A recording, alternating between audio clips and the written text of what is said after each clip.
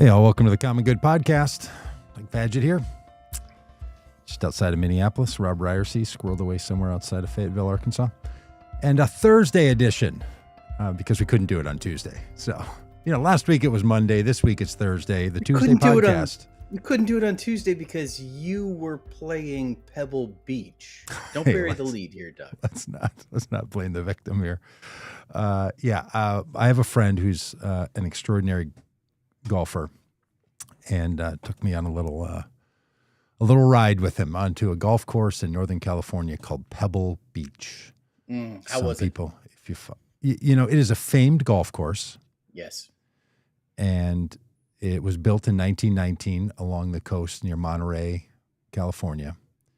And people have been saying for years, like, oh, there's nothing like it. It's the most beautiful course. It's the ultimate course you could play, just on and on. And they were right about every single bit of it. Yeah.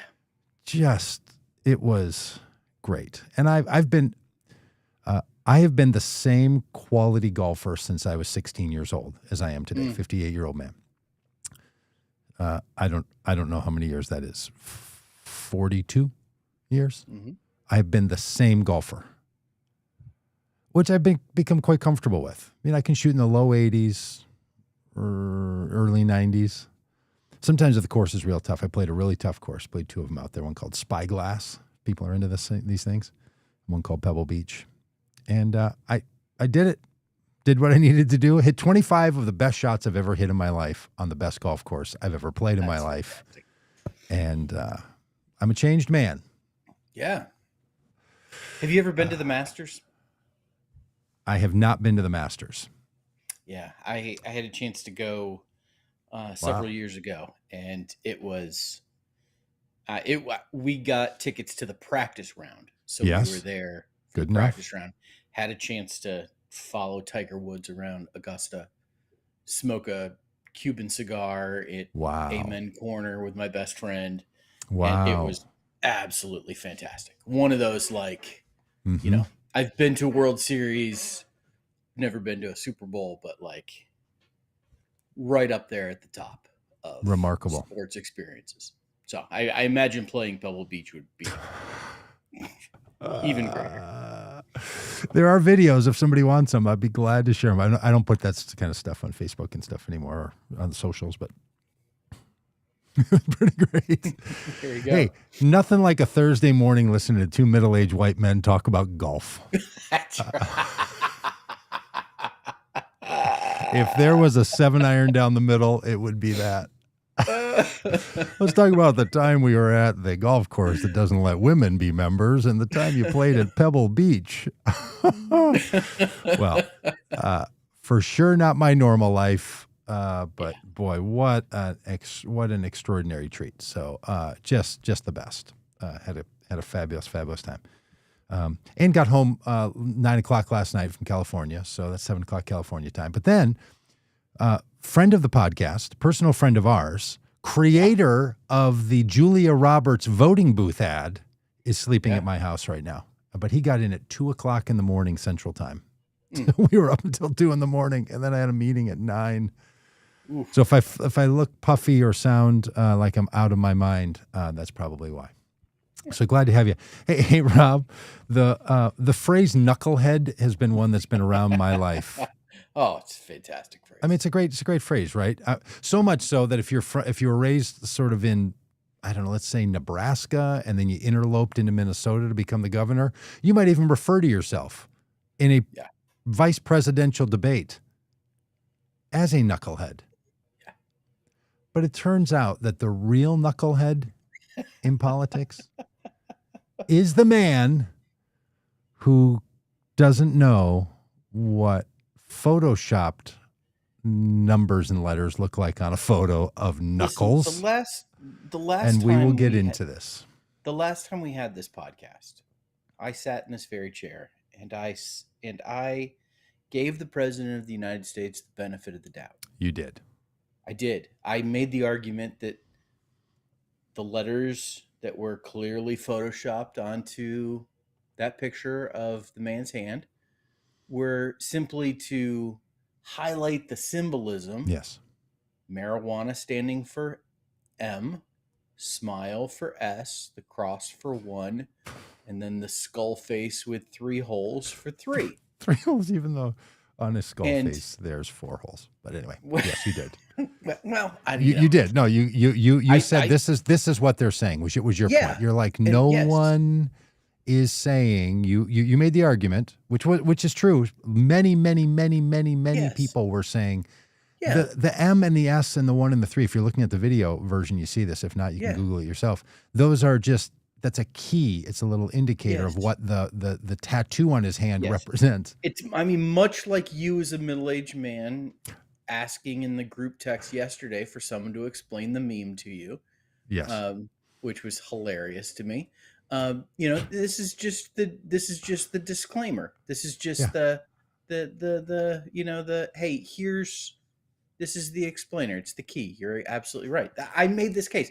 I sat here and I said, the president of the United States does not think that these letters and numbers Right. are actually tattooed on this man's hand.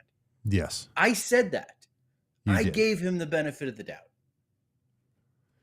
Doug, You did, Rob. And look, I was and wrong. no, well, wrong. okay, two things. This is true about life. You were right and you were wrong. And as we sang in the 70s, there ain't no good guys. There ain't no bad guys. There's just you and me, and we just disagree. Yeah. You said the people who are claiming that Mr. Garcia, who has been, I like the phrase, disappeared from the United States, gathered up against court order from the United States where he had legal authorization to be in the country and sent to a prison in El Salvador, that man does have tattoos on his fingers, as I do, a middle-aged man with tattoos on my finger, 2 little dots. Can't wait to see what people are going to. You got one in your wrist. People put tattoos on different parts of their body. He has a marijuana leaf, something that looks like a smile face with X's and a big smile, and then a chin or something, and then a cross with a little line under it, and then a skull with a little line under it. So he's got a little thing going on his hand. 3 holes. You were saying people are suggesting that those tattoos are code, which they were. Yeah. But the one guy, as it turns out, who weeks after all of this passed, weeks ago we talked about this on the podcast, or a week ago at least, doubled down with ABC News in an interview and was like, gotcha, pal. I'm doubling down and not letting this conversation go any further until you, reporter Terry, just admit that the letter M, the letter S, the number 1, and the number 3 are physically tattooed on his hand. And if you think we're kidding, here it is. As we like to do, prepare yourself. You're about to hear Donald Trump's voice. In the greatest, it's the knuckles are in his head, knucklehead danger. And I'm just going to preempt this by saying, this is the man. Unbelievable. This is the man who is also making decisions about things that impact the lives of Americans and the safety of this country. This same man is given extraordinary power, and this is what he is. This is what he is saying. Here we go. A gang, and then they looked, and on his knuckles he had MS-13. There's a dispute Well, over that. wait a minute. He had MS-13 on his knuckles didn't say- tattooed. Oh, he had some tattoos that are interpreted that way. But let's move on. Wait a minute. Hey, Terry. He did not have the Don't do that. letter MS13. It says MS-13. Yeah, that was photoshopped. So let me That just... was Photoshop, Terry. You He can't had- do that. Hey, they're giving you the big break of a lifetime. You know, you're doing the interview. I picked you because, frankly, I never heard of you, but that's okay. I knew this I would picked come. you, Terry. But you're not being very nice.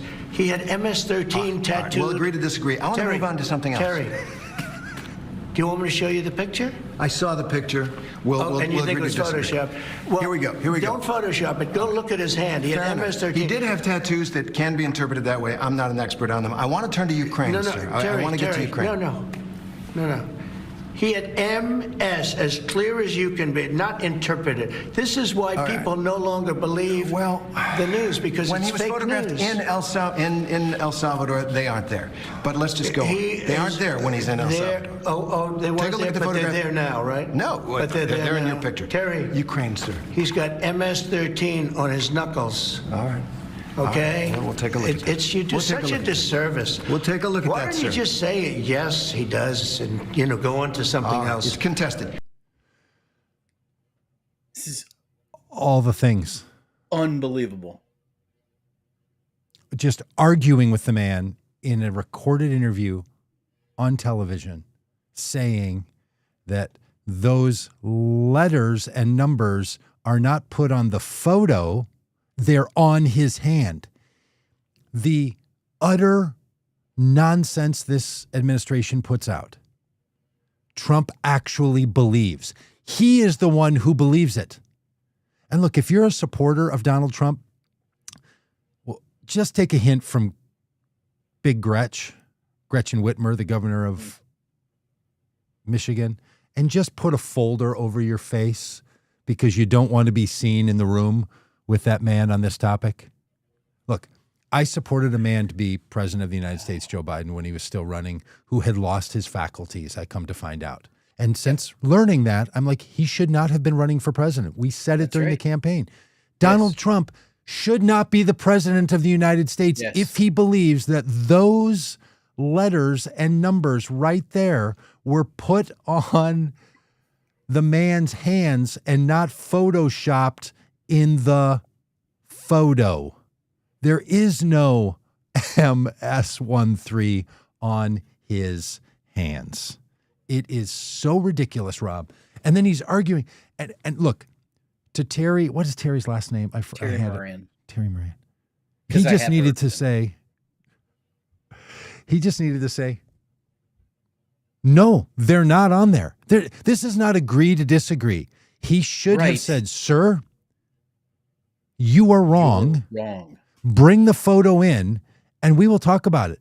Terry should have said, the American people need to know if you, someone who's making the decisions that you're going to be making with the power of the presidency, can determine what's on the hand in a photo and what was placed over the hand in the photo using maybe not even Photoshop.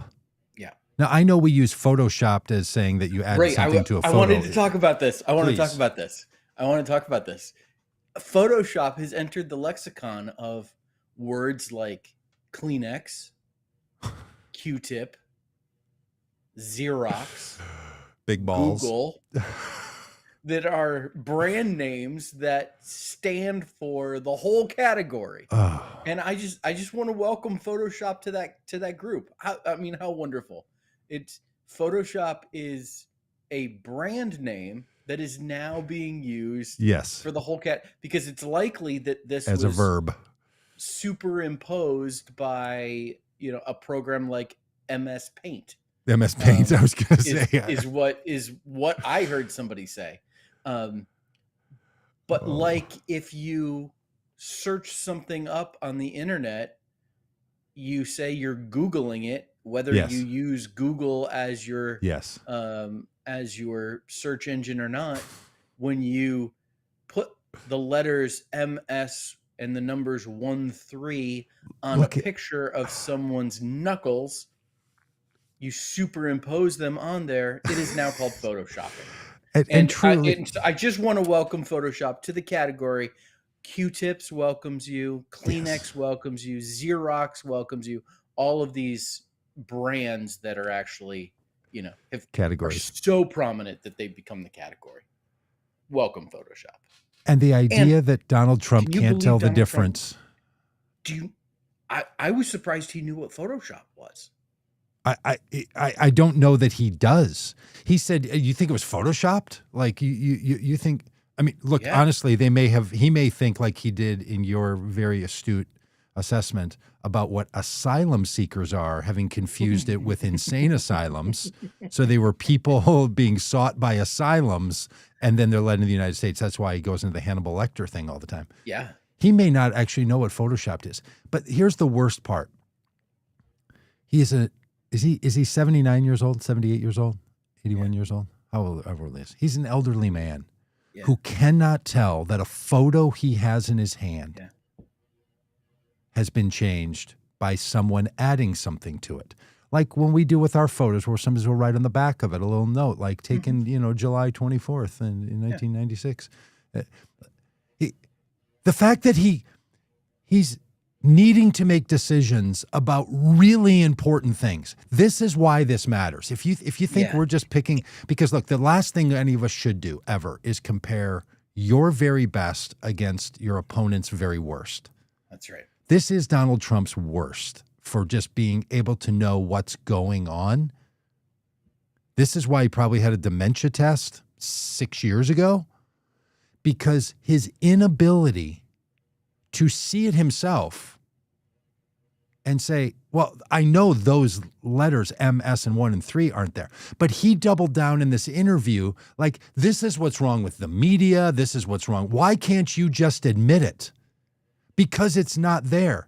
And for Terry Moran to not lean in hard. And look, Terry Moran was doing everything he could to try to save that guy. Please, sir, let's just get off this and talk about something else. And it was Trump who for 30 or 40 seconds just kept coming back. No. Yes. And wanted to use it as the latest example of the fake news and the media being out to get him.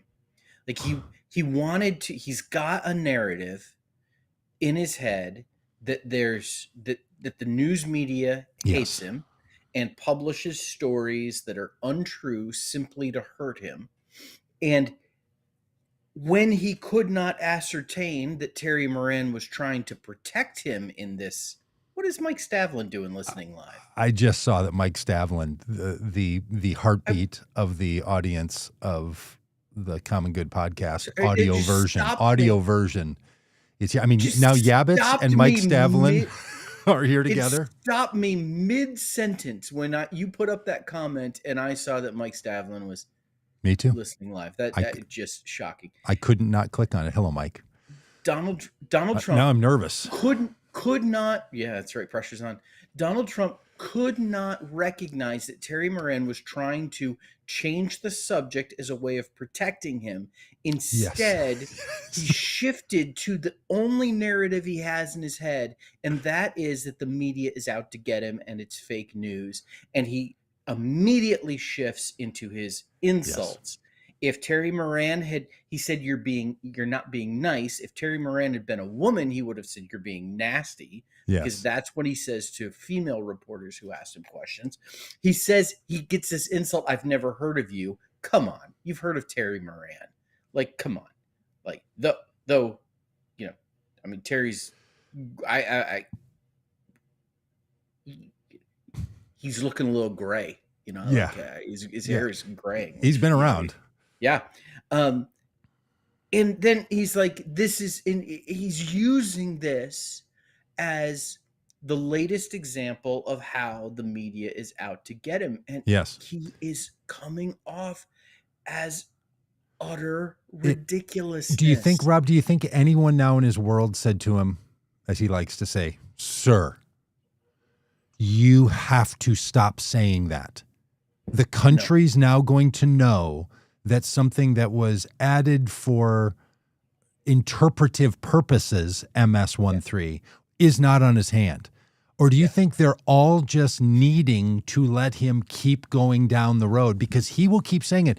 And here's going to be the point, friends, if you're in a cult or not. And if you're a Trump listener, and we see you in the chats, I see you, Trumpers. Glad to have you. Thank you for being part of this. This is now your decision moment. Yep. Let me be your Billy Graham. This is decision time. Do you believe that MS-13 letters and numbers are on his hand? Or do you think those were added in order to give context to the meaning of the tattoos? What do you think? Right. Because if you're in a situation where you think, or your friends or family now will say, well, they're on the hand. Right. You're all in. Yeah. I think every candidate now should be asked for office. Yes. I think every cabinet member should be asked, hey, just real quick, on the photo that Donald Trump held up and then chose to double down on in a conversation, do you believe the letters MS13 are on the photo only or are on the fingers? Yes. Photo or fingers? This should be our question. Yes, absolutely. Because the answer to that question becomes an indication of, are you willing to, veer a little bit towards objectivity, or are you totally bought in and you will say whatever Donald Trump is uncriticizable.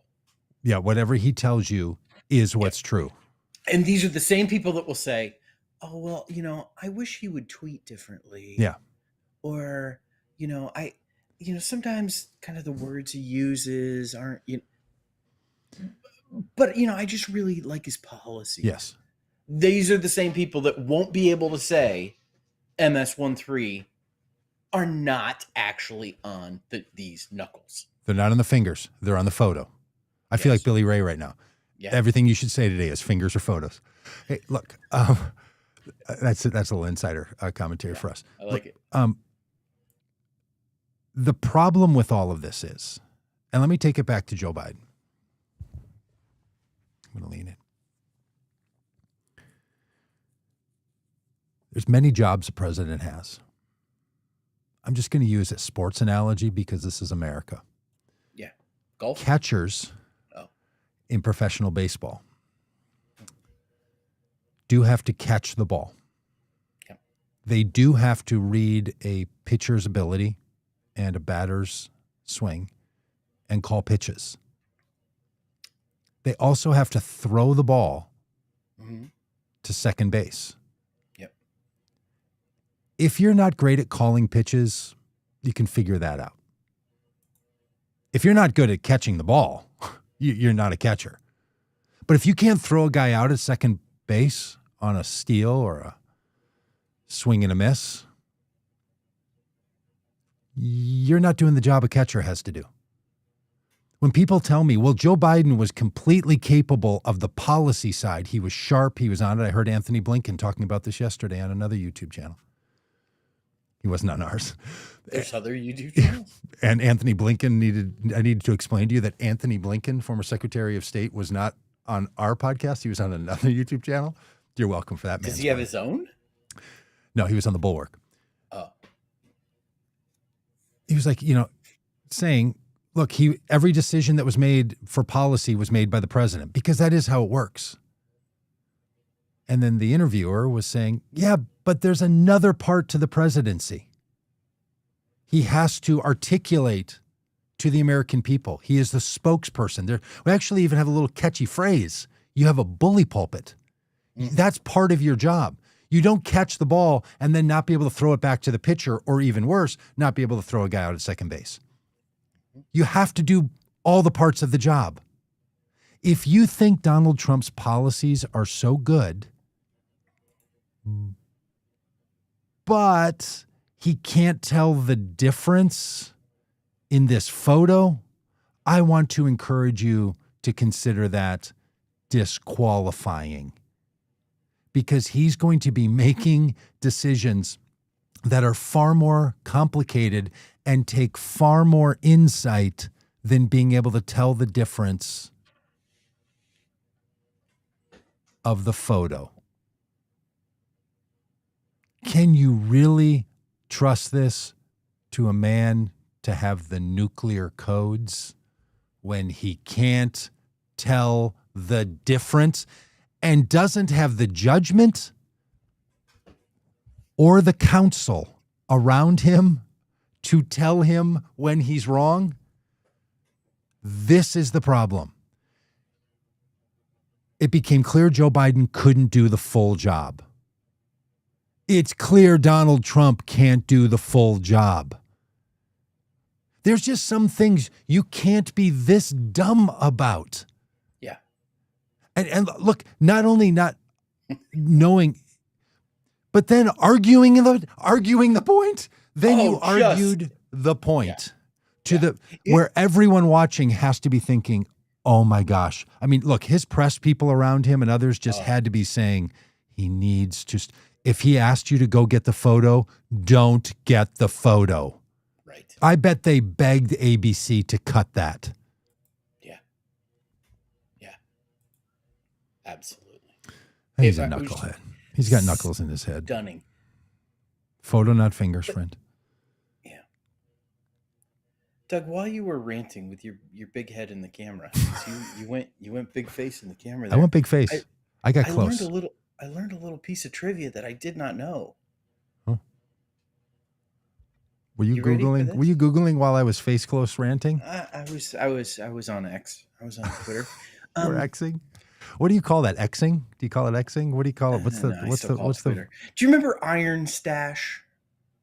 Yeah. Guy who ran for Congress, Randy Bryce. You know, he ended up losing. I think he was running against Paul Ryan or something along those lines. He is the uncle of a famous Trump administration member. What? Name the person that ran. This is a little. It's quiz time here. Everybody, put it in the chat. Let's get everybody's answers. Randy Bryce, Iron Stash, is the uncle of a prominent Trump administration member. Stephen Miller. Ding, ding, ding, ding, ding, ding. No. Ding. Yes. While you were ranting, I was glancing at X, and I see that yesterday Randy Bryce tweeted, "Stephen Miller is an immigration hypocrite. I know because I'm his uncle. If my nephew's ideas on immigration have been enforced a century ago, our family would have been wiped out." What? That's the kind of stuff that you come to this podcast for. We can read tweets. Listen, we need to talk about it's Family Feud. It's Family Feud politics style. Oh my goodness. Listen, this type of good call, Brian Stanlow. Good guess. This type of complete disregard for actual fact has been the hallmark of Donald Trump's first administration and now his second administration. Let me give you another example. On January 29th, 2024, Donald Trump tweeted this, or truthed it, or whatever that is. Okay, so before the election, the January before the January before the Day of Darkness election. 2024. Yes, before the election, during the campaign. Okay. This is the Trump stock market, because my polls against Biden are so good that investors are projecting that I will win, and that will drive the market up. Everything else is terrible. Watch the Middle East, and record-setting inflation has already taken its toll. Make America great again. So he's literally saying in January, Biden's policies had caused the stock market to go bonanza, and Trump said it's because people think I'm going to be a president a year from now, so that's why the stock market. Trump stock market, he said, January 29th. It's remarkable. April 30th, 2025, a year and a couple of months later, Donald Trump truths. This is Biden's stock market, not Trump's. I didn't take over until January 20th. Tariffs will soon start kicking in, and companies are starting to move into the U.S. in record numbers. Our country will boom, but we have to get rid of the Biden overhang. I think he meant hangover. Overhang. This will take a while. Has nothing to do with tariffs, only that he left us with bad numbers. But when the boom begins, it will be like no other. Be patient. Yes. It's exactly what he said in the rest of the Terry Moran interview, when Moran said to him, look, there's a lot of problems here. People are not wanting to come to the country. Canadians are boycotting the country. Tourism is way down. Trump said, oh, when you get the real numbers on tourism, then you're going to see that they're up. And Rob, guess when he said you would get new numbers?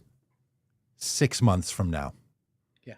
As he says all the time, in 6 months, I mean, this has been his little catchphrase trick all the time. 6 months from now, when is infrastructure weekend up? About 6 months from now. Check back in 6 months. I mean, it's the perfect amount of time for people to be in another season and forget. He's been saying this, I'll gladly pay you Tuesday for a cheeseburger today nonsense continuously. Yeah. And this is his thing, just to remake reality over and over and over again. Yes. He is completely devoid. And it's his superpower. Yeah. He is disengaged from reality. And you're right on the money. Every candidate for office, every Trump supporter needs to be asked, because we need to know what reality they're living in.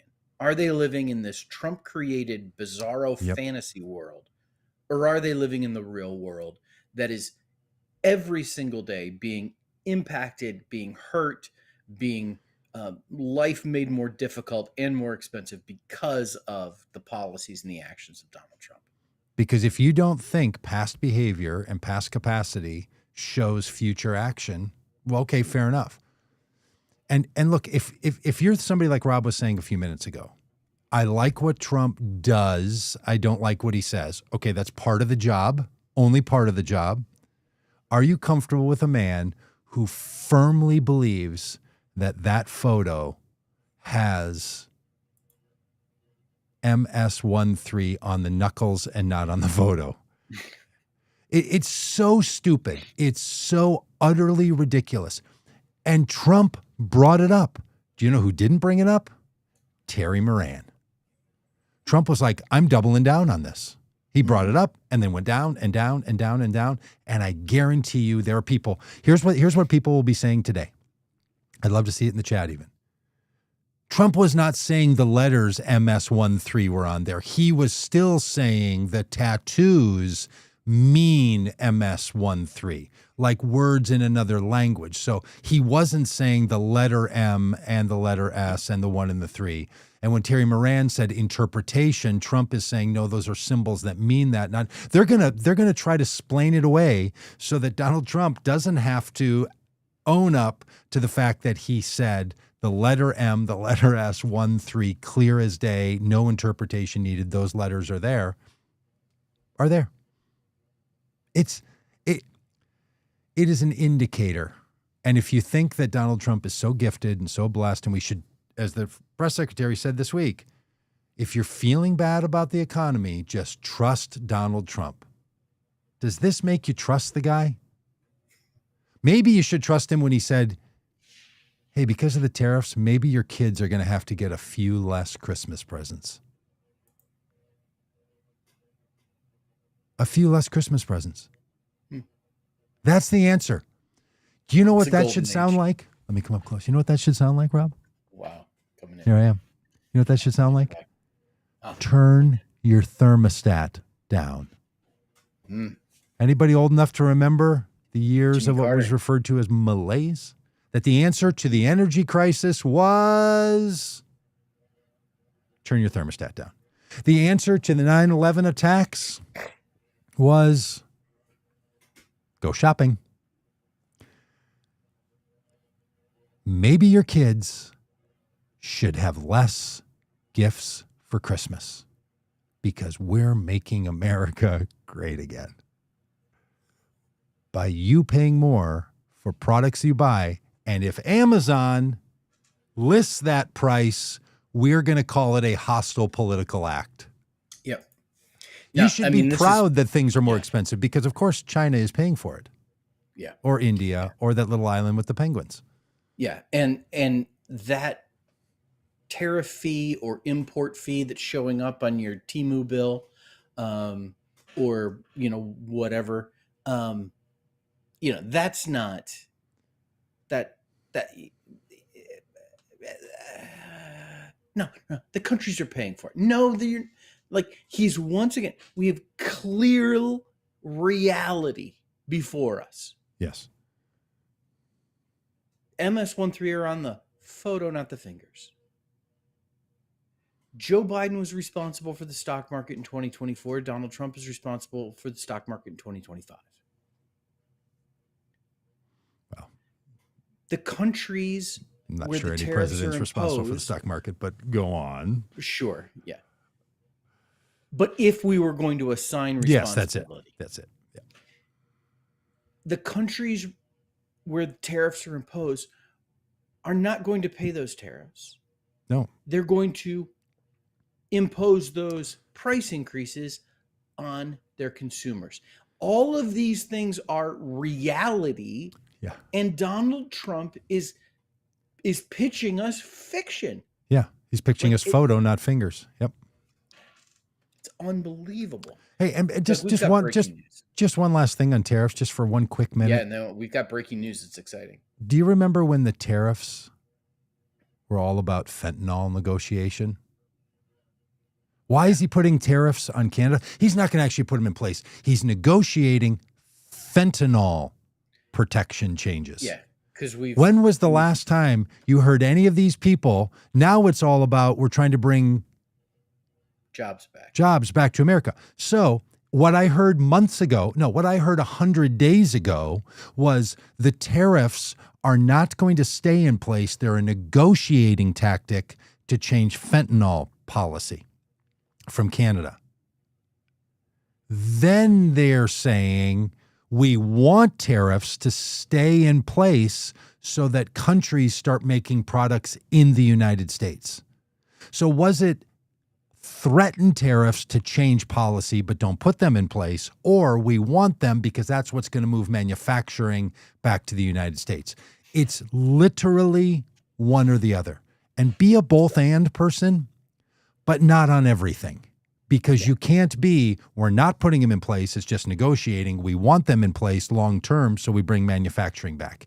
You can't have both. Now, you could say, well, with Canada, we want it to be temporary, but with China, we want it to be permanent. Well, then feel free to explain that. Yeah. Okay, back to regular program.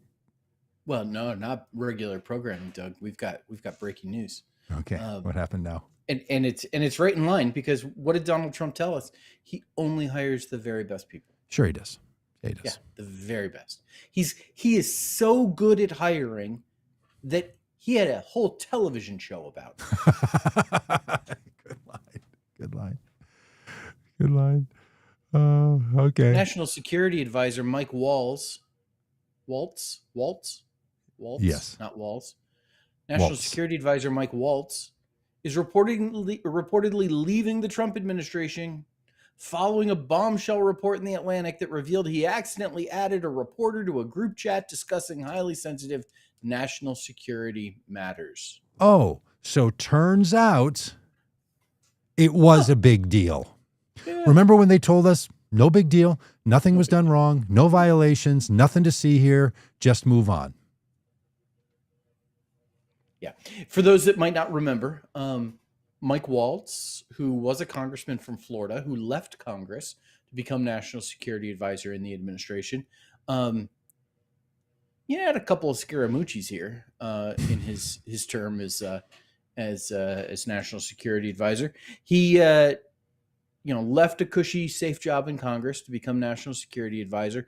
He created a group on the app Signal that included the Vice President of the United States, the Secretary of Defense, the Secretary of State, the Chief of Staff, Iron Stash's nephew, and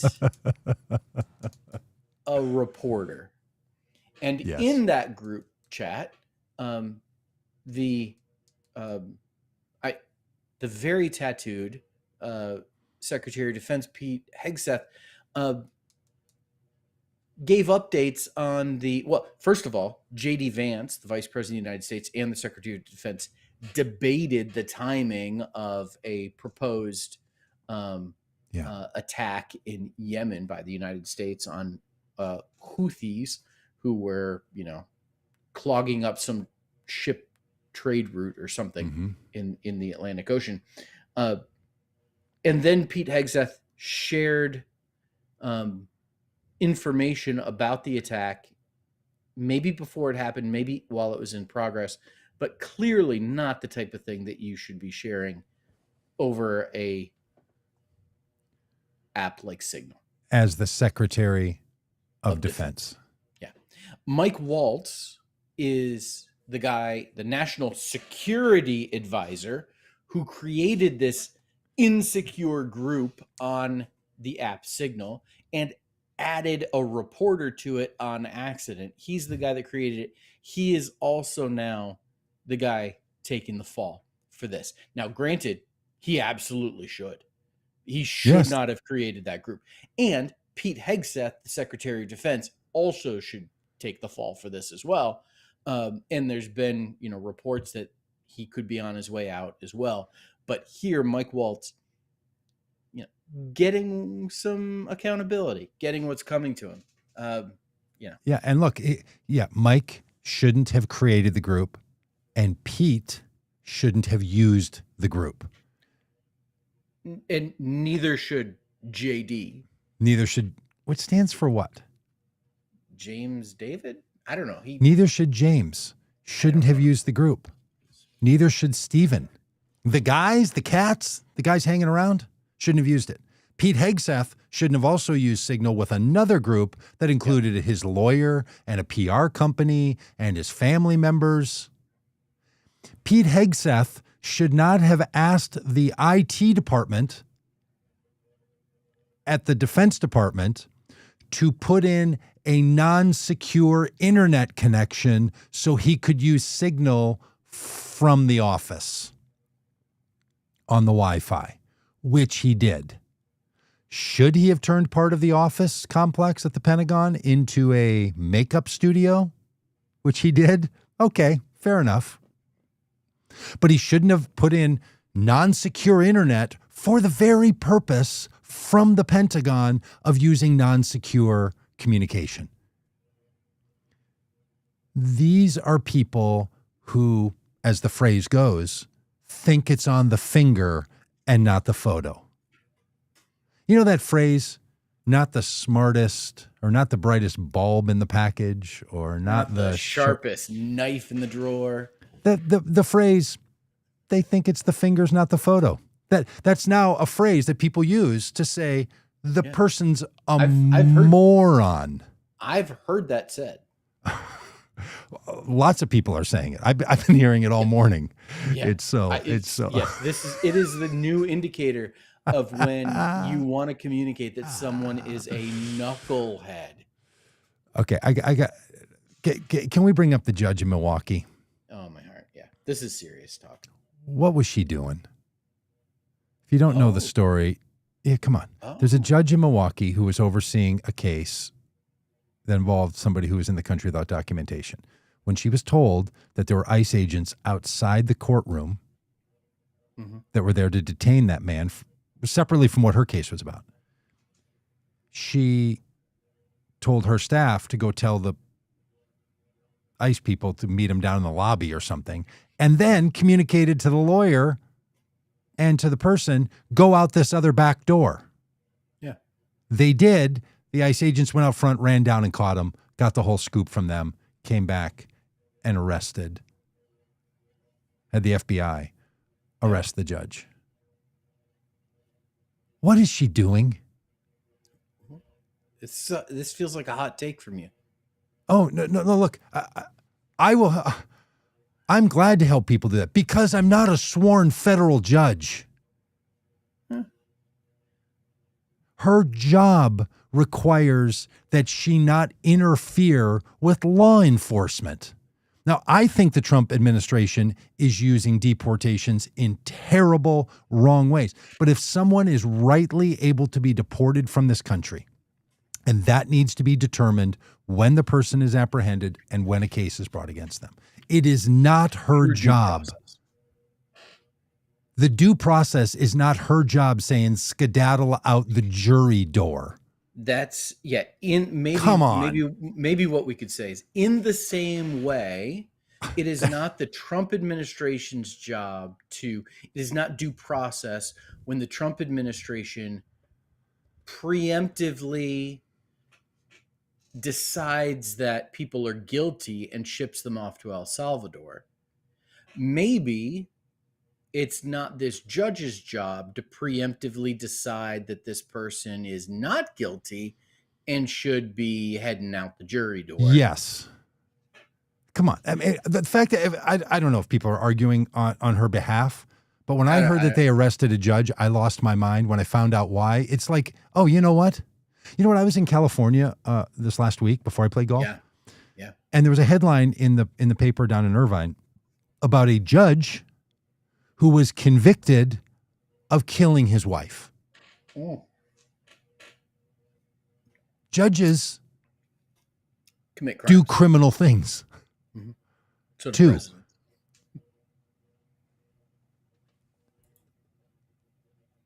That was madness. Utter madness to me. And if people now think that folks like us who are against this kind of immigration, who want immigration to be more open, people have more access to the country, due process, new pathways to citizenship, all of that are like, and now I've got to defend the judge for doing something like, well, I don't know, not this guy. If there's a room full of people saying that, I'm going Gretchen Whitmer. I'm going to get to that in a minute with a blue binder over my face because I don't want to be in that crowd. Come on. I mean, there's some things that are just, wow. Okay, can we talk about Big Gretch, Big Blue here for a minute? Yeah. That was a fascinating take from you, Doug. I loved hearing it. That one just there about the judge? Unexpected. Yeah. Unexpected. Really? Yeah. I would have thought that was 7-iron down the middle, which I hit over at Pebble Beach the other day. Hey, I was standing on 18.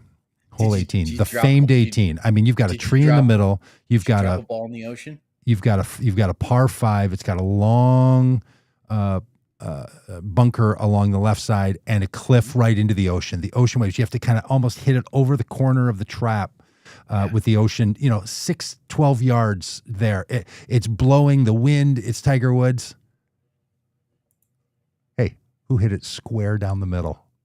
Fantastic. Michael. No, me. Oh.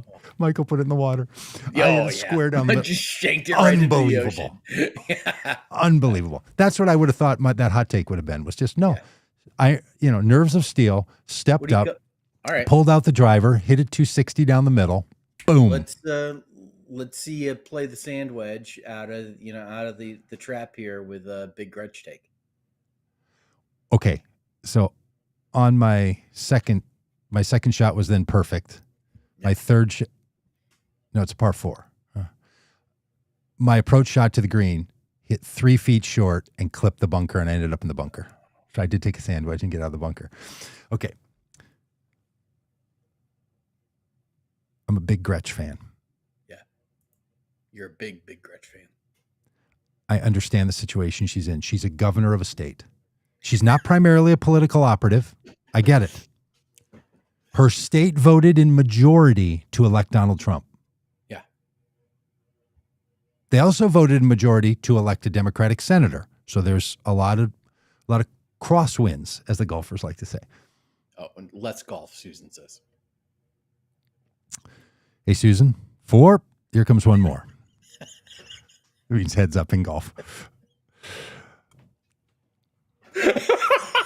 Here's the thing about Big Gretch. That was really funny. Thanks. Her ball's coming. Hey, you know who didn't have to yell 4 on the tee box at hole 7? You? The nice guy that teed off in front of me, not Michael, did. Hit it to the right. Hit it 14 feet from the pin. Hole 7, the most famous hole. Me. I had a great day. And I'm not a great golfer. I'm a moderate golfer. Okay, back to this. Big Gretch. Get to it. Let's golf. She sent a letter to the Trump administration after the election saying, let's find ways to work together. Yeah. She felt the need to go and personally meet with Donald Trump to get him to sign off on something that was already in motion for funding to come to the base, National Guard base in Michigan. She then stood in the White House in the Oval Office while he signed executive orders targeting his political opponents, moved herself, by her own description, to the back of the room as fast as she could, sort of thinking she's going to be, I don't know, Comey-like, blending into the wall, and then put her binder over her face so that photos wouldn't include her of what was happening in the room. Then left the Oval Office so she wouldn't be in the room while it was happening. And then came back in and met with him again. Then met him on the tarmac days later when he flew into Michigan. Shook hands, half shoulder hug. Then went to the rally with the troops, and when he invited her to step up, off the cuff, did it. And in the midst of all of that, didn't do what the governor of New Hampshire did. We're going to stand for law and order. Say it. You can be in the space. Say it, Governor Whitmer. If you have to be there because that's your job, I get it. But also part of your job is to say something. The lonely nation turns its eyes to you. Baseball song metaphor. It just sucked the wind out of my guts to see that Gretchen Whitmer didn't have the political, gubernatorial instinct to know what to say. 4 tries. Yeah. And I get it. But you know who Donald Trump wouldn't meet at the tarmac? A head of another nation that he's negotiating the end of their war. He doesn't go to the tarmac. Don't go to the tarmac. Step back when he leans in. Say, this is strictly professional. I am not advocating for you. We are both doing our jobs. And your job is to move federal dollars to support people who are impacted in my state, and my job is to get them, and that's the end of it. But all the rest of this, like, I'm going to buddy up, I'm going to be in the office, I'm going to send you a letter, we're going to figure out how to work together. Fine if you didn't spend 8 years telling us what a threat to democracy and the future of the country the man is. And if you can't do that, can't figure out how to say it standing in the most pressure point, hole 18 at Pebble Beach of politics,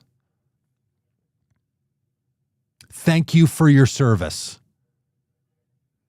Like being called into jury duty, your services are no longer needed. Finish your term, fund the bases, and thank you. Because this country needs more than that. Amy Klobuchar as well, thank you. And every other feckless politician that wants to say, we're just going to act like things are normal while we say to our donors, we're in an existential crisis for the well-being of the country and for democracy. But when I get in the moment, I just say, well, I've got a job to do. That's what the banks said when they capitulated. That's what the CBS and the other news outlets said when they capitulated. That's what every Republican politician does when they bend the knee. You bend the knee, it's bent. There's nothing left to say. Yeah. This reminds me of when Chris Christie. Mad. This reminds me of when Chris Christie met President Barack Obama. I think they were on the beach after a hurricane that went through, and there was federal funding that was coming to New Jersey, where Chris Christie was the governor. And there was a photo of Chris Christie hugging Barack Obama. Yep. And Republicans used that against Chris Christie, and it was part of what torpedoed his presidential campaign in 2016 when he was running for president, because there was this sense that you couldn't trust him because he cozied up to Barack Obama. Gretchen Whitmer, Big Gretch, I think has aspirations to be president of the United States. You think? I had those aspirations for her as well. I thought you were going to say you had those aspirations as well. I did, but it was as Big Gretch has aspirations to be president of the United States. Is this going to sour Democrats against her the way that Chris Christie's cozying up to Obama soured Republicans against him? I think it is. I think this is a very serious misstep on her part, and she's going to have to figure out how to come back from this if she has any realistic shot of becoming president of the United States or becoming the Democratic nominee to be president of the United States. This, I think, immediately vaults other people ahead of her. Yeah, look, what she crossed the line in, and I don't know if Chris Christie did, but what I think she crossed the line in, and this is hard with Trump because he makes the office of the presidency and his personal affection to him one and the same. Yes. But what she crossed the line on was not governor to executive of the executive branch of the federal government. Right. She could have said that in so many ways. I listened to interviews with her about how she behaved. And she didn't say, I also made this point, or I wrote this to the people of Michigan before I went. I made it crystal clear that in my duty as the governor, this is what I must do. Mm-hmm. And his duty as executive of the executive branch, this is his duty. And we're going to do our duty. We're going to duty it. We're going to duty it like Dodie, who is now coming behind me. Hey! Hi, Dodie. There's Dodie. Dodie. Stick your head this way a little bit, Dodie. Dodie, famed commercial producer of the most important political ad made in the election that then didn't have the intended purpose. But we'll get to that later. Yeah. So all I'm saying is, if you just want to be a governor, great. Fair enough. If you also want to do something else, then you need to say something else. All right, I got to go. I got to get back to this just to feel better about myself. Okay. Oh, my. You got a hot take for us, Rob? Got something to yell in the microphone about? Listen, I want to talk about the NFL draft. Okay, and I got to go in 3 minutes. Shedeur Sanders, the son of my favorite non-Cleveland Brown football player of all time, Deion Sanders. Okay. I would have been happy if the Cleveland Browns took him with the second pick in the draft, in the first round. And what happened? He dropped to the 5th round. It was one of the most shocking drops in the history of the NFL draft. And then in one of the most shocking moves ever in the NFL draft, the Cleveland Browns took Shedeur Sanders with the 144th pick in the draft in the 5th round. Welcome, Shedeur. We're happy you're here. Come aboard. Prime time, baby. Old men talking sports again. And I need to soothe my soul somehow. I had to talk about sports. And Dylan Gabriel, the other quarterback the Browns took in the 3rd round ahead of Shedeur Sanders. We're happy you're here too. Great. Not a mistake by that lake. Hey, and as long as we're just doubling down on all this nonsense. Way to go, Minnesota Timberwolves. Oh, yeah. 4-1, take care of the Lakers, and they're moving on. That's fun for us around here. That's fun to see the hometown kids overachieve. Cleveland Cavaliers, best team in the league. We'll find out. I don't even know the other teams. Okay, I got to go. I get to be on grandson duty today, and I got to go pick him up off the bus. Hey, welcome, Dodie. Dodie, so you had to take care of Dodie. He wasn't a member of a gang. Sorry, that wasn't Dodie. I pushed the wrong button. I got little magic buttons. This is Dodie on the podcast. Hey, everybody. Welcome. Out there. Dodie was not only good. Dodie was commenting in the stream and now is in the basement. He was commenting upstairs. Mike Stavlin, good to have you in the stream today. Judy, thanks for your goodness. Next week it will be all politics with no, color at all. Peggy, yeah, maybe. Alec, Kevin, Terry. And Kevin, thank you for your long comment. They're hard to put all the long comments up on the screen, as I'm sure you can imagine, because they end up looking like that. And I can't edit them to put them up. But lots of comments in here. Thanks. Thank you, Judy. Thank you, Herson. And as some of us have been hearing our whole little lives, be like Mike. And in this case, it's Mike Stavland. And if you're going to watch this anywhere, please watch it on YouTube.